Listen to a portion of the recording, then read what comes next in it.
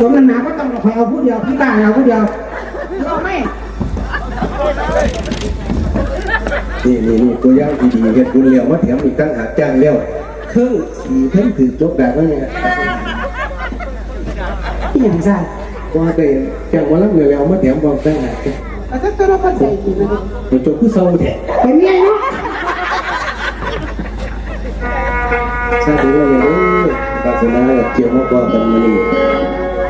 เป็นแรงใจดีสุดท้ายเดี๋ยวต้องเห็นว่าแค่เรื่องคนป้องเห็นเลยเนี่ยมาดูดีนะสวยๆเธอว่าอยู่หันมาทำไมมาเงินแม่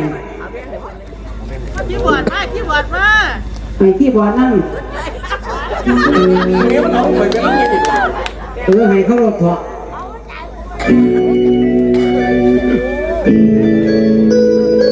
ขอบคุณค่ะนึกขึ้นใหม่แต่สิลูกได้บัตรเอาแบ่งไว้ไม่จางเลยละ